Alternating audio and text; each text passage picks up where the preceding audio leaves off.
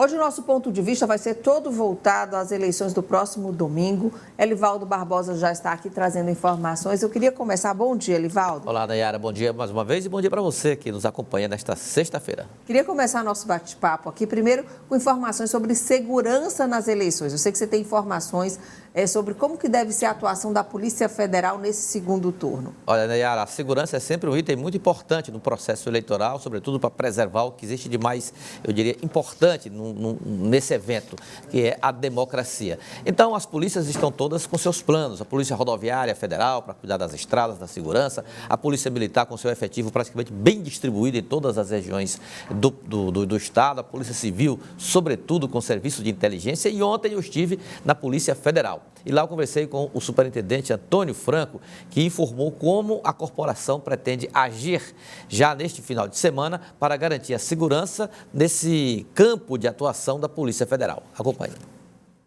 A Polícia Federal, assim como no primeiro turno, tem um planejamento muito bem elaborado e praticamente todos os policiais aqui do estado do Piauí estarão presentes nas cidades elencadas aí como as mais problemáticas ou que poderiam dar algum problema mais efetivo. A Polícia Federal vai estar preparada para exercer sua atividade e, como eu disse, garantir ao cidadão piauiense o direito de exercer seu voto com tranquilidade e escolher o candidato que melhor lhe convir.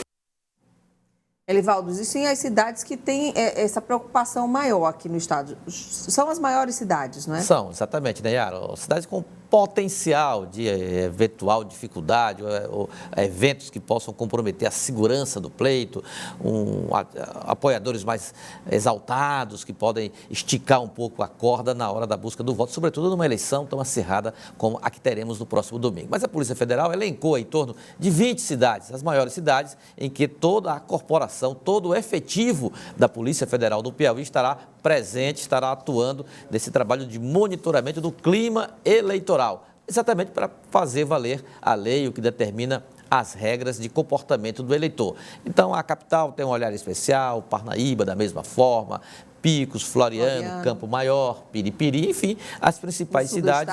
Sul do estado também, Bom Jesus, Corrente, Uruçuí, são cidades que têm assim, um olhar especial da Polícia Federal, exatamente para conter eventuais episódios que possam comprometer não só a lisura do pleito, mas mesmo assim o comportamento dos eleitores que estão de um lado ou de outro disputando o apoio dos eleitores. E o presidente Jair Bolsonaro fez campanha ontem pelo Rio de Janeiro. Acompanhe. Bolsonaro desembarcou no Rio pouco depois das 10 da manhã. O primeiro compromisso foi na Baixada Fluminense. Em um carro de som, Bolsonaro seguiu de Belfor Roxo para São João de Meriti, onde fez um comício ao lado do governador reeleito Cláudio Castro. Está escorando na pé.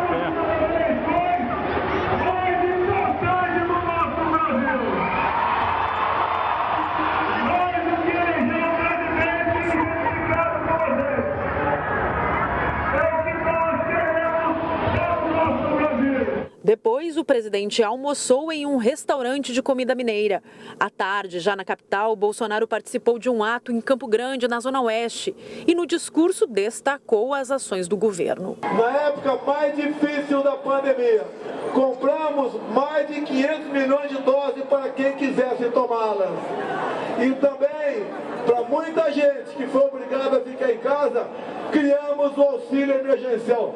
E voltou a pedir que os apoiadores tentem converter votos. Eu peço a vocês, mais do que um voto, um empenho para que cada um arranje pelo menos mais um voto até domingo.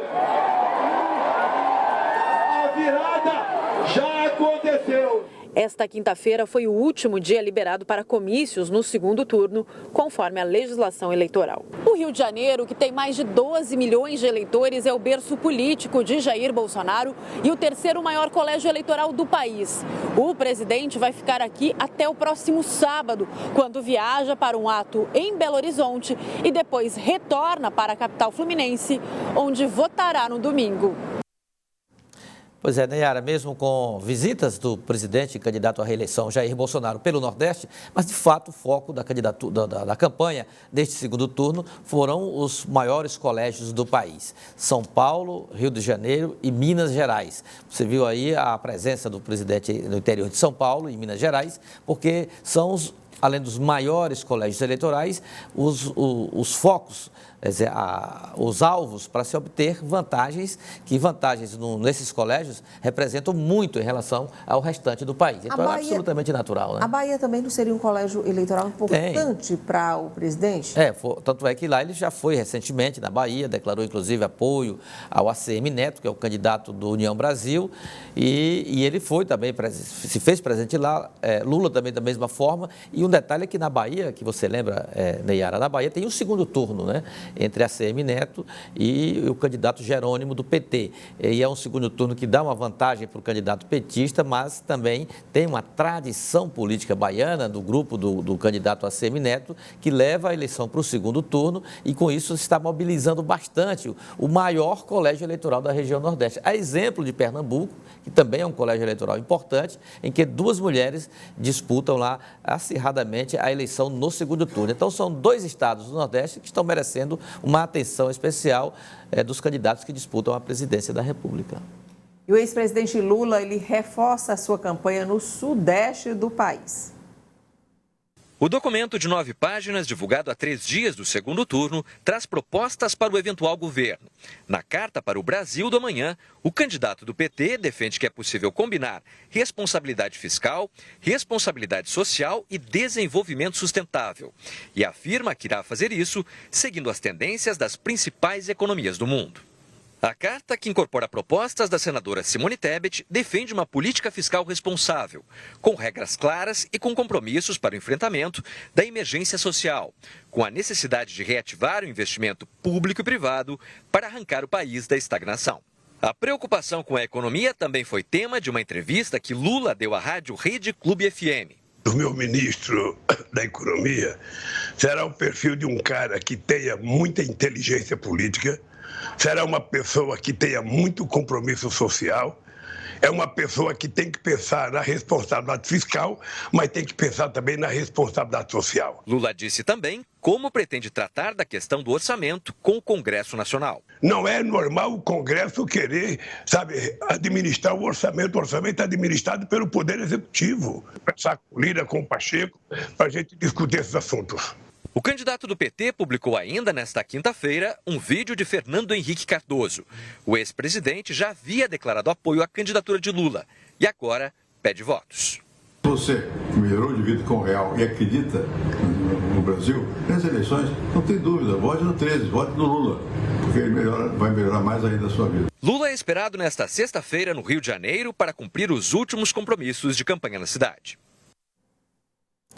Pois é, do lado do Lula, da campanha do PT, da oposição ao presidente Bolsonaro, também o foco especial é o Sudeste, principalmente São Paulo e Rio de Janeiro, onde as pesquisas revelam desvantagem do candidato petista em relação a Bolsonaro. Então, a campanha é muito forte no Sudeste, Minas, Rio e São Paulo principalmente, porque ali estão eleitorados ou colégios que serão decisivos no pleito do próximo domingo.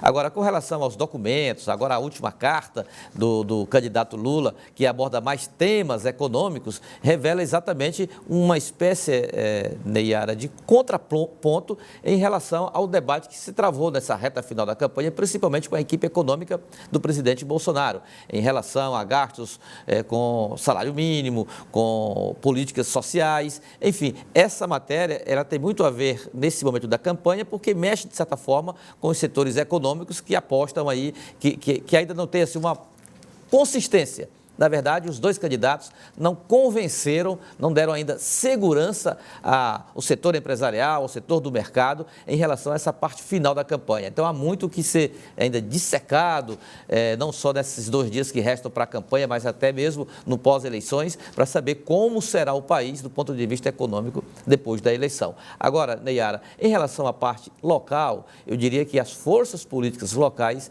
essa eleição, ela será determinante para o comportamento a partir do próximo ano. Porque a oposição que saiu da eleição aposta todas as fichas na eleição do presidente Bolsonaro. Até porque, se isso não ocorrer, ficará, pelo menos no curto prazo, em situação absolutamente complicada, em oposição no Estado e em oposição ao plano federal. Por outro lado, para as forças que venceram a eleição estadual, a eleição de Lula é considerada chave, fundamental para o êxito da administração estadual. Essa declaração foi dada pelo vice-governador eleito Temístocles Filho em entrevista esta semana aqui ao Jornal do Piauí, afirmando que não é à toa o empenho de Rafael Fonteles para garantir a maior diferença possível favorável ao Lula no Estado e, consequentemente, apostar na vitória do oposicionista. Elivaldo, hoje é o último dia de campanha eleitoral.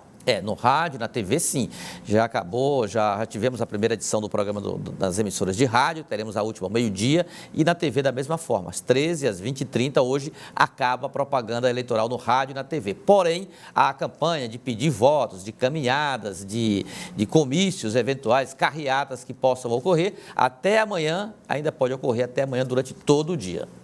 E qual é a previsão do resultado dessa eleição? Já que só, no caso, que é uma eleição menor, né? Para presidente e em alguns estados para governador. Nós teremos em 12 estados eleições em segundo turno, mas também eleições em segundo turno, 2 candidatos ao governo do estado. E a eleição presidencial, 2 candidatos. Aqui do Piauí, por exemplo, será uma votação extremamente rápida, e não vai ter nenhuma dificuldade, então eu acredito que no máximo umas 8h30, 9h, nós saberemos quem será o presidente da República. 8h30 da noite, a gente já vai saber. Com certeza, não tenho a menor dúvida, saberemos quem será o presidente da República para os próximos 4 anos. Se o presidente Bolsonaro conseguirá a reeleição ou se o oposicionista Lula voltará ao Palácio do Planalto. Ok, então, Elivaldo, vamos chamar a participação dos nossos telespectadores. Você sabe que você pode participar aqui do Notícia da Manhã, né? Mandando uma mensagem para a gente no nosso WhatsApp e a gente já está. O número é esse, 99910-0066. A gente tem aqui uma participação. Todas as manhãs ligado na TV Cidade Verde com a Neyara e o Elivaldo. Vejam como está a rua Antônio Marvão, no bairro Primavera. Está esburacada e a preocupação é com o período chuvoso. Nos ajude, Neyara, a levar essa nossa reclamação. Olha, a reclamação do Selimar Santos. Vou até repetir, gente. O Selimar, morador aí do bairro Primavera, está reclamando da situação do calçamento. Produção, anota essa reclamação. Vamos tentar aí com a SDU, a SAAD, né, que agora é mais SDU, a SAAD, para ver SAAD Norte, para ver o que pode ser feito pela rua aí do nosso telespectador. Elivaldo, tão bom a gente receber esse tipo de mensagem, né? Boa, excelente, maravilha. Muito obrigado aí pela audiência, pelo reconhecimento. É isso, muito obrigada, viu, Selimar? E a gente fica por aqui com a participação do Elivaldo, né? Vamos seguir agora aqui o Notícia da Manhã. Com certeza. E segunda-feira voltaremos aí com os desdobramentos da eleição de domingo.